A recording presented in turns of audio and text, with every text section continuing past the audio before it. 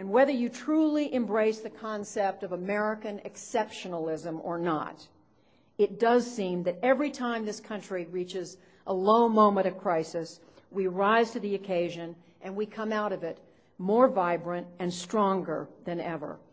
And I'll come back to the point that we should not lose perspective, even as we worry about all the issues or some of the issues that I've listed for you. We should not lose perspective for what an extraordinary event that occurred just a little over a month ago. The 44th President of the United States is an African American who in his own way has overcome as much as Lincoln, Roosevelt, or anybody else achieving his position.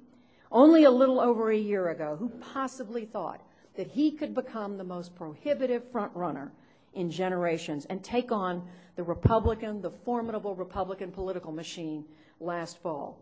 A freshman Illinois lawmaker, the son of a Kenyan father who grew up in Hawaii and whose middle name is Hussein. There are a number of observations we can make about this new president and his fledgling administration, but I will just make this point. He is by all accounts an exceptionally secure man, confident, calm, self-possessed. We've seen that. We saw it during the campaign. We're watching it. We watched it during the transition and in the early weeks of this administration. Some people have pointed out to me that his first book, the first of the two, Dreams of My Father, was a kind of a catharsis for President Obama that enabled him to overcome, in a way, any demons he had from being abandoned by his father, which he was, and by growing up in a biracial culture, which he did. That's beyond my ability to know. But this cerebral confidence that he has, some critics say it borders on arrogance, has been there for a long time.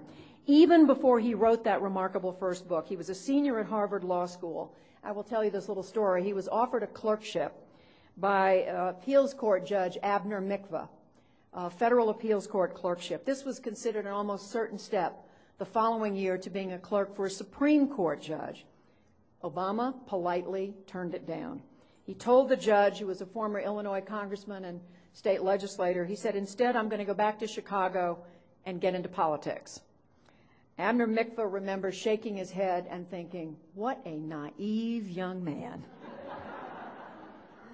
So this security, though, or sense of self, was evident, as we've seen in the campaign and in the forming of a government. Rarely have we seen such a collection so quickly of intellectual policy and political firepower. Think about it. Hillary Clinton, Bob Gates, and Jim Jones, retired General Jim Jones, and the never shy Richard Holbrooke, whom I mentioned, over in national security, Larry Summers, Tim Geithner, and Paul Volcker, the former Federal Reserve Board chairman, who they rely on for advice, the president does, economics, a Nobel Prize winner as energy secretary, an education chief who was the New York City Housing Commissioner, is somebody who, a New York City Housing Commissioner who has been lauded by Republicans and Democrats in the city, now the Secretary of Housing and Urban Development, and an education chief from Chicago who commands the respect of factions, both from the teachers' unions to the most conservative who want to see reform in education. Yes, there have been missteps.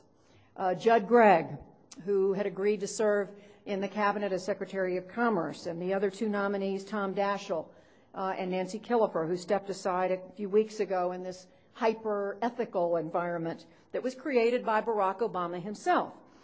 But he was secure when it was all over, when he was asked to say, I screwed up, and it's time to move on.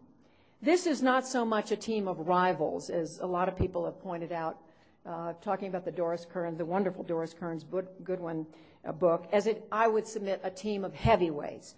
It's going to work only with a supremely confident and secure chief executive. To be sure, there is a danger of hubris, too much self-confidence, as David Halberstam so wonderfully chronicled years ago, the arrogance of the best and the brightest. But we know that the antidote to that is not the worst and the dumbest. And the Republicans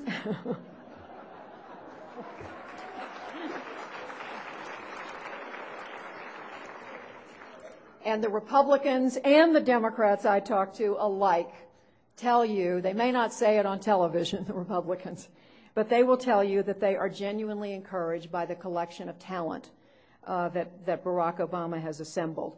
Some of them worry about whether he's going to be able to, how he's going to manage these great egos, but it's exciting to have this many talented people working together at a time of these incredible challenges that we face. The challenges are extraordinary. We know they are going to make mistakes, some of them small, a few of them will be much bigger. But whatever happens, I think this has to be the most exhilarating, the most exciting time, even if it is the most perilous time in most of our lives. I can't wait to continue to cover it, and I am so thrilled to be doing so at the NewsHour with Jim Lehrer, which has to be, having worked at NBC News, at the network, having worked at CNN, both of which are remarkable news organizations, I feel so lucky to be back home again in public broadcasting and back working with a remarkable team of people I'm so fortunate to be with. So I'm thrilled to be here with all of you.